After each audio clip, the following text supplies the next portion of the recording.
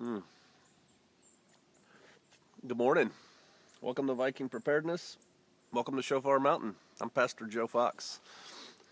You know, I was a volunteer firefighter for 10 years. And in that time, I went into probably most, simple majority of the houses in the area that my fire department covered. Because an interesting thing about firefighters, at least in my experience, is that we handled a lot more medical calls than we did fires. You know, they would just call us out for all the medical calls, mostly so that we could help carry the gurney so the EMTs wouldn't have to, and direct traffic and that kind of thing. But I got to go into a lot of houses. And then when you go into a house on a medical call, they're not expecting you. You know, it's not like they said, well, we're going to call the firefighters at 2 in the morning, so let's get everything picked up.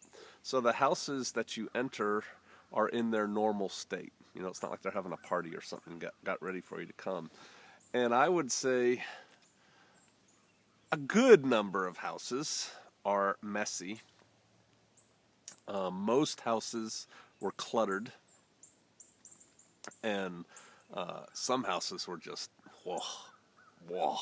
horrid, right? We're Americans. We have stuff. We're consumerists, we buy stuff. We use it like a drug. We just go, we don't feel good, we go buy something. And then we never want to get rid of anything, so it just starts piling up. And guilty,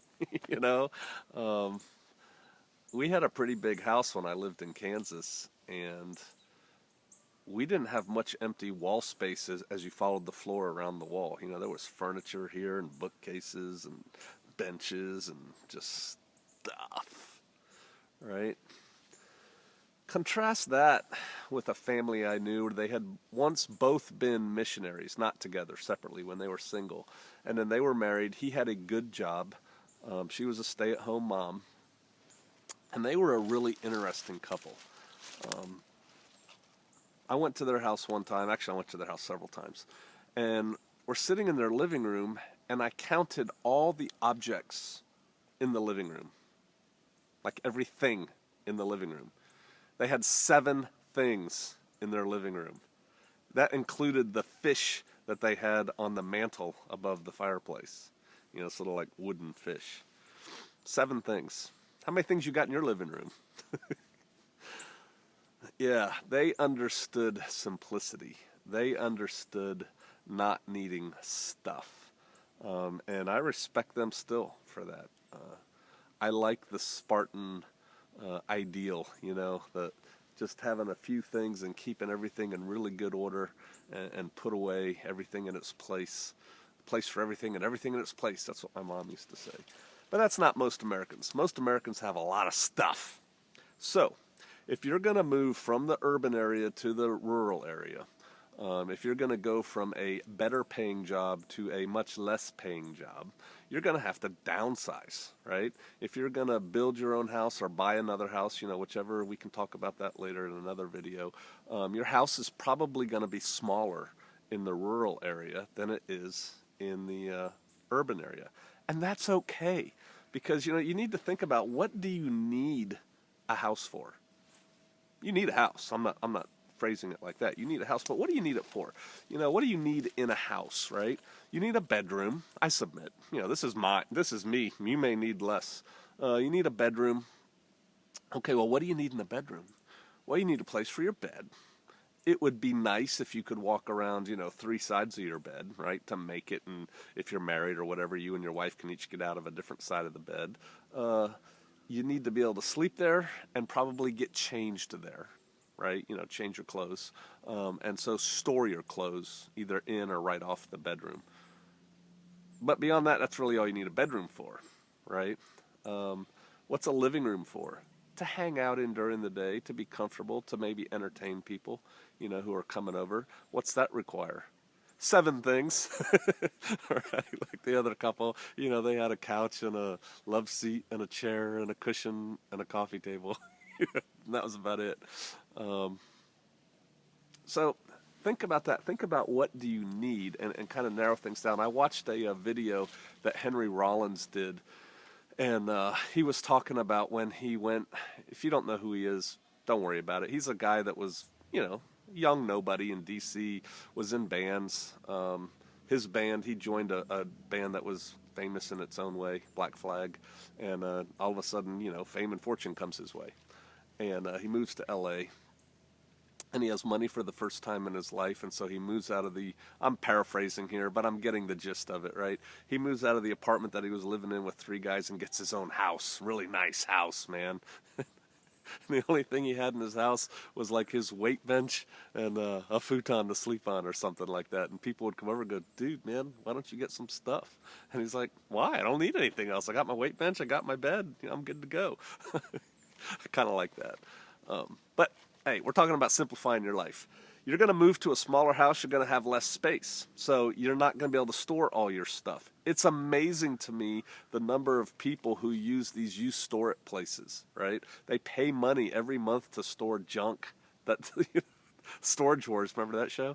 That they're just never going to use. Why do you pay money to store junk? Why not sell that junk or give it away or throw it away or burn it? Oh, you can't do that in an urban area. You can do it out here, and make some space and liberate yourself. Do you own your stuff, or does your stuff own you, right?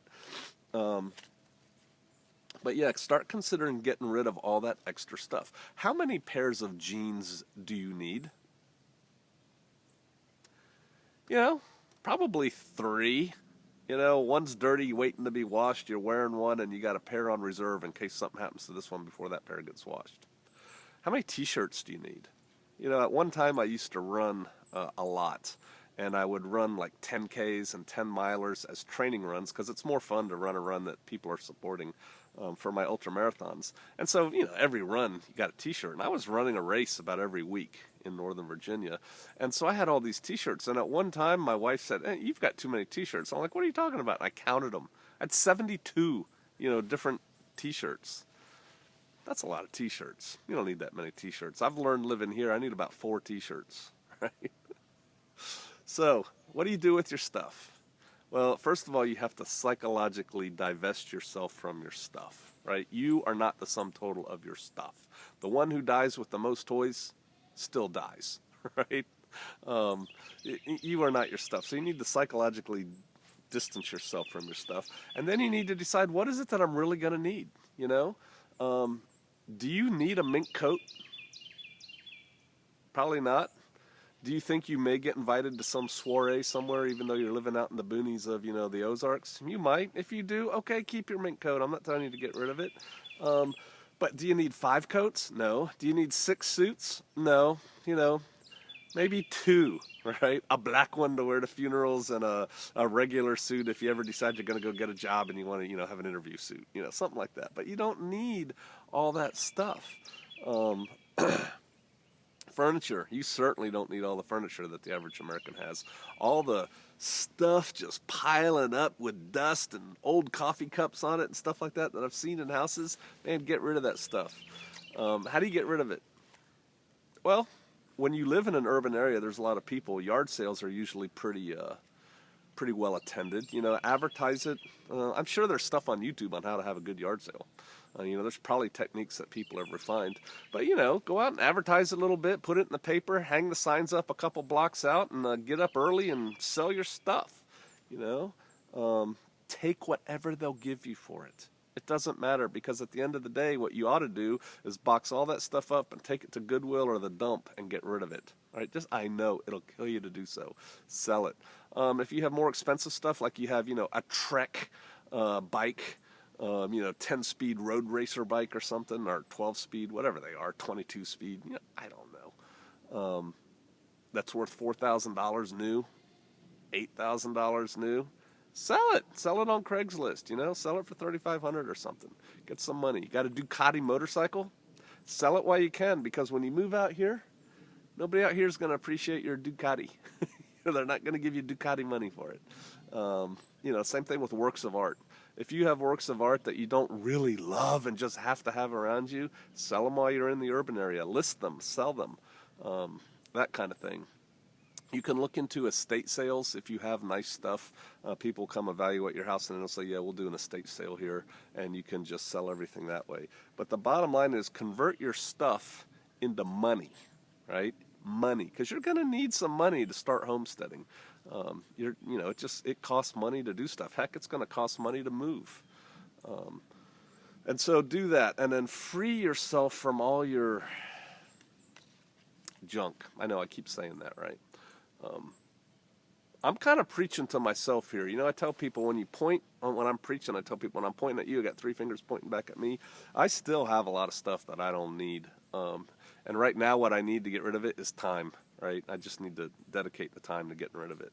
But I have gotten rid of a lot of stuff, and that is a technique. So get rid of your stuff, free your mind, don't be a slave to your stuff. It is just stuff. Decide what you're going to need in a country life, and I tell you, in a country life, and we'll talk about that later in another video too, it's a lot more rugged. Think camping, think you're going to get mud on your boots. You do have boots, right? Even women wear boots. Yeah. All right. So free your mind. Don't be a slave to your stuff. Start getting rid of it now. Simplify your life. Even if you haven't decided that you're moving to the country, go ahead and start getting rid of stuff now. Make your living room the 7-item living room. Start feeling the freedom of, wow, this is kind of cool, man. We don't have a lot of stuff, but what we have is good and we take care of it. All right. Hey, I hope that was helpful.